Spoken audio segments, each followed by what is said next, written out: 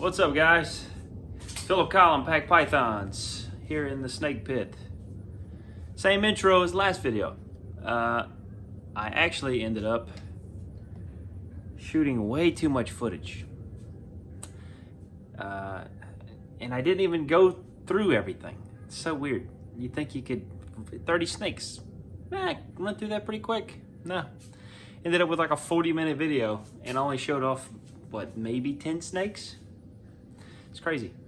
But anyway, so what I ended up doing is I'm gonna break up the footage, and as I was going through, I kind of gave some updates on a couple snakes and was talking about some tips and stuff like that.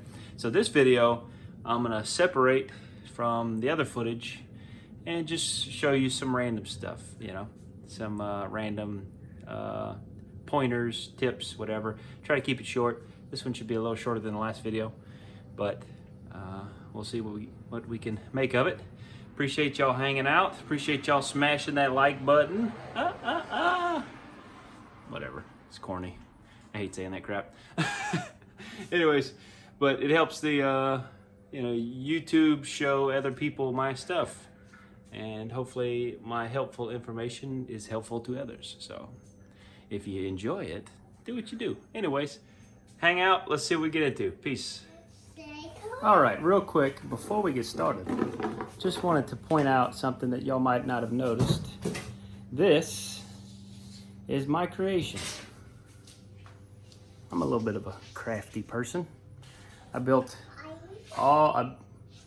turned this into an incubator, built all three of these, and I built this, and let's see, I built this and plumbed this into a hot water heater for hot and cold water access. I got a 5-gallon bucket for drainage because I don't feel like putting another hole in the wall. Portable AC unit, that's going through the wall. Let's see what else I built. These shelves, all on casters, top storage, workbench. So again, I'm a crafty person, build a lot of stuff. I love building stuff, and I don't mind sharing my wisdom. I'm not trying to invent anything here, just trying to build something that serves a purpose. This is a multi-purpose cleaning feeding rack. It mounts directly to it doesn't mount, it actually just sits on top. You can, want to see Wyatt's face? Hey Wyatt, hi. Okay, so this thing you can just pick it up, put it on the floor, change out the garbage bag.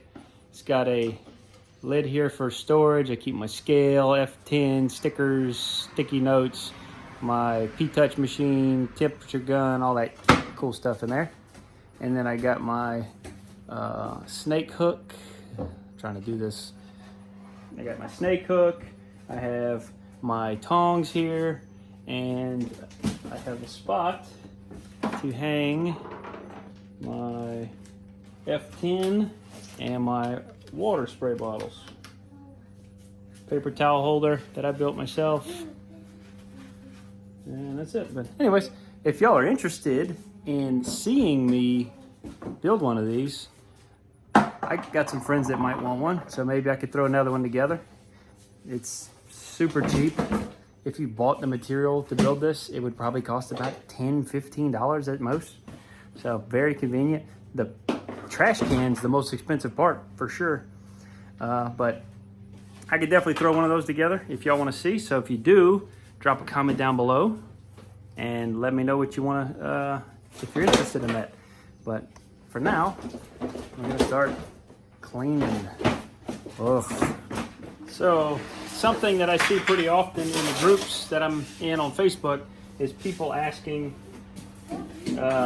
what size my snake should be. You know, how big should a 1-year-old snake be, etc., etc. I'll actually leave them in their tubs so that you can see and compare. Both of these, this is Callie, or no, this is True again, my het clown, and this is my normal female gremlin. Both of these are 2019 females. They have both eaten pretty consistently. True has probably missed a couple meals, but nothing major. And this is Gremlin, who has not missed a meal and has gone up in meal sizes quite a bit and taken on larger prey items, I guess you could say. And she's huge. She's probably close to 3 or 4 times True's size. So if you're trying to figure out how big your snake should be, there's a good chance that there's not a right answer. If your snake is eating at some sort of regular pace, eating a correct prey size, and has good body mass for their size, then that's all you should be concerned with. Because they won't all get large fast, or they all grow at their own rate. They all eat at their own rate, and there's not really much we can do to control that. So don't stress about it. As long as your snake's eating, looks healthy, clear eyes, clear vent, good sheds, not too much to worry about. All right, let's see if I can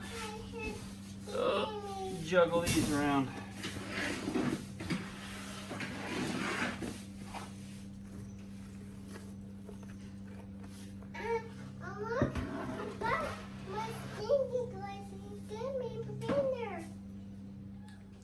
All right, so this is Fluffy.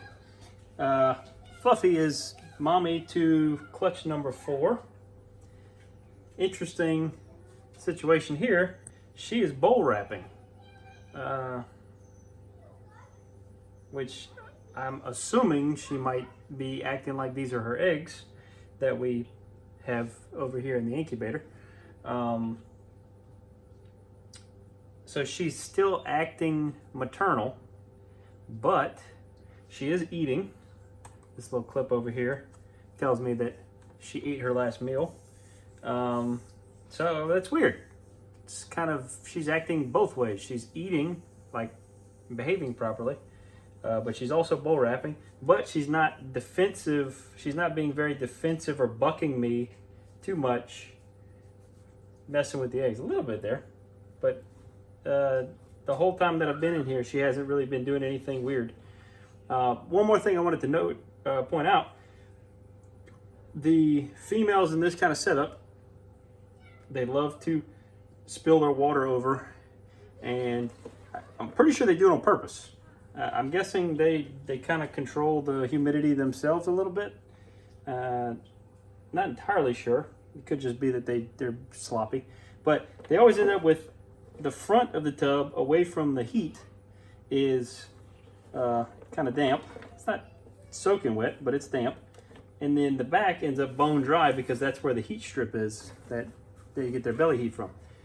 So what I like to do when I'm cleaning is I do my spot cleaning, wipe down any messes that I see, freshen up the water, and then I'll take all this wet stuff from the front of the tub, put it back here, and then I'll take the dry stuff and bring it to the front.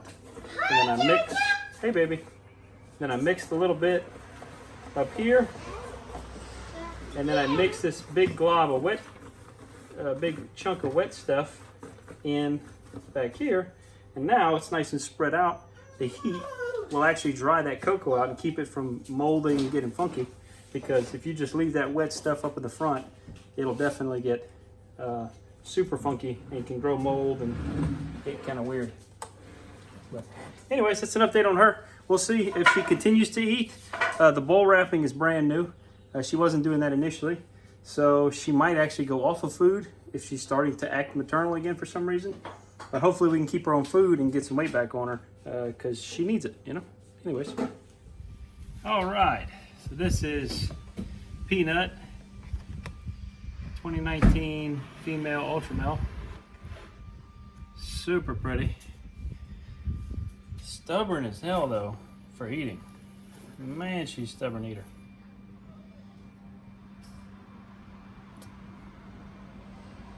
I've had her a couple months, tried a bunch of different stuff. She is eating, but man, she eats when she wants to. Very frustrating, but super pretty, totally worth it. So, I've seen other breeders say that their picky eaters ended up being some of their best breeders. I really hope that ends up being true with this girl, because she is killer, and I'd really like to make some double hit somethings with her in about a year and a half. That would be fantastic. Well, no. Well, I guess it depends. A year and a half if she doesn't start eating. Could be a lot sooner if she would, not a lot sooner, but sooner. Probably about a year we might be able to get her there. We'll see. She's almost a year old now. She's just been very particular and a bit feisty. Excuse me. Excuse me. Excuse me. Cage looks clean though. Could use a little more water.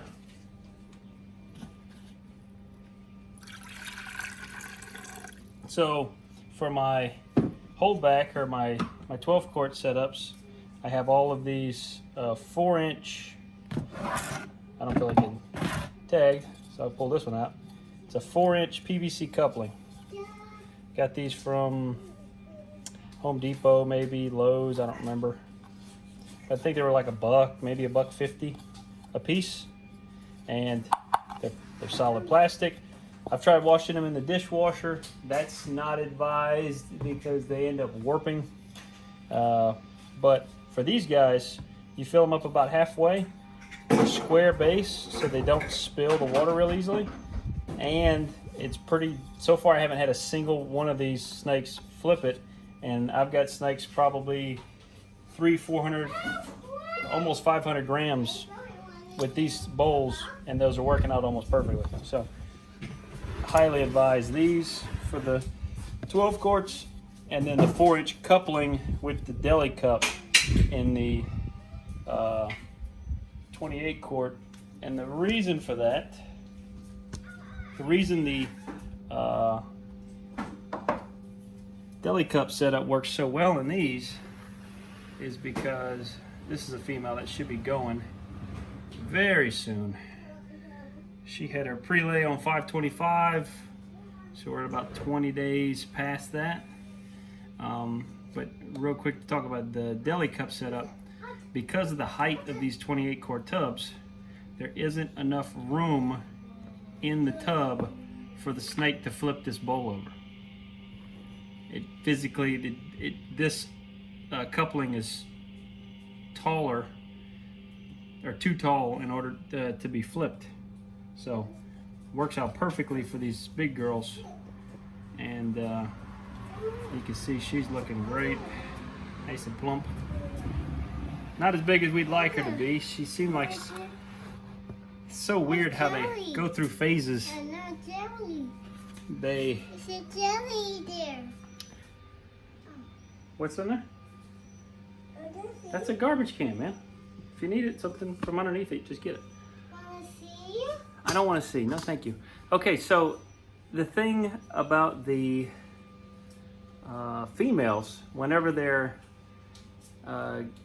as they're progressing through the follicle building process and the eggs dropping and getting through the prelay and the ovulation, all that stuff, they go through phases where they swell up and get really big, and then they go through periods where they almost look thin and deflated, and it's, I don't have an ultrasound machine on hand, but next season I absolutely will have one. Sorry about the shaking. Need to adjust the handle here. New equipment that I got for Father's Day. I can come way out here. Oh. Anyways, having that ultrasound machine on hand, you can track things and have a much better picture. I got a buddy that lives about 30 minutes away Mr. Angelo over at Hilton Head Exotics. And he's a great fella, lots of help, lots of information. And he's come by a couple times and helped me with my ultrasounding. Had to bribe him with some crawfish, but you know, do what I gotta do. But the 2 times that we've ultrasound everything have given me a huge understanding of what's going on. And if I had that more readily available, this would be so much less stressful because it's such a guessing game. I went through several months of thinking that females were about to go because I thought I caught an ovulation that I misread, obviously, because once we did ultrasound those females, we'd see that not only did they not have a whole lot of follicle growth to begin with, but the second time we did the ultrasounding, they had basically stalled out. So because I had assumed that they were getting close, they pass on 1 meal, pass on maybe 2 meals, and then I would just stop offering them food at all, expecting that they were about to go. And then they never went, and then I continued to not feed them because I assumed that, you know, they're about to go. Typically, once you get past ovulation, a lot of breeders just hold off food because there's not room in the female for a big meal. And a lot of times the females just turn down food in general once they get a certain point in the breeding process. But